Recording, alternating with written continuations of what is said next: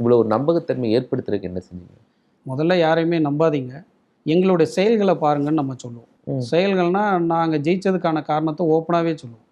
அதாவது முதல்ல ஒரு நிறுவனம் ஜெயிக்கணும்னா, வாடிக்கையாளர் ஜெயிக்கணும். வாடிக்கையாளர் ஜெயிக்கணும்னா, அவங்களுக்கு சர்வீஸ் கரெக்ட்டா போய் சேரணும். நம்ம இடத்துக்கு வரும்பொழுது மதிப்போட நடத்தணும். எங்கள பொறுத்தளவுல வாடிக்கையாளர் ஜெயிக்கிறது என்னன்னா, அவங்க தேவைக்கு நாங்க உடனே பணம் குடுத்துர்றோம்.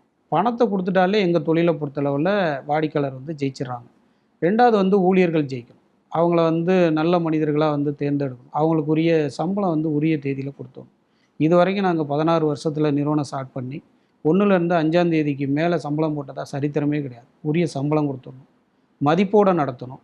அவங்களுக்கு எமர்ஜென்சி ஃபண்டு, இன்சூரன்ஸு இந்த மாரி எக்ஸ்ட்ரா பெனிஃபிட்ஸ் அதாவது எல்லாமே ப்ராப்பர். ஊழியர்களோட அனைத்து தேவைகளையும் வந்து நம்ம நிவர்த்தி பண்ணணும். எங்கள்ட்ட இருக்கிற பெர்மனன்ட் எம்ப்ளாயிக்கு வந்து அவங்க பசங்கள கம்பெனி தான் படிக்க வைக்குது. இப்ப 2வது ஊழியர்கள் ஜெயிக்கிறாங்க. நிறுவனம் ஆட்டோமேட்டிக்கா ஜெயிச்சுரும்.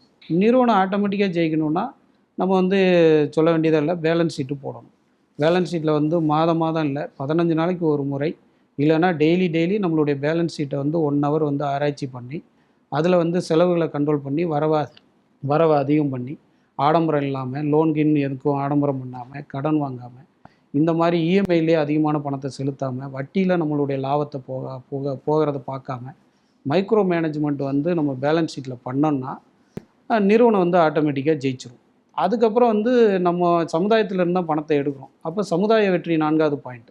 சமுதாய வெற்றினா என்னன்னா, நம்ம சம்பாரிக்கிறதுல ஒரு 10லேருந்து 20% வந்து நம்ம ஊழியர்களுக்காகவும், சமுதாயத்துக்கும் நம்ம ஏதாவது ஹெல்ப் பண்ணிடணும். ம்.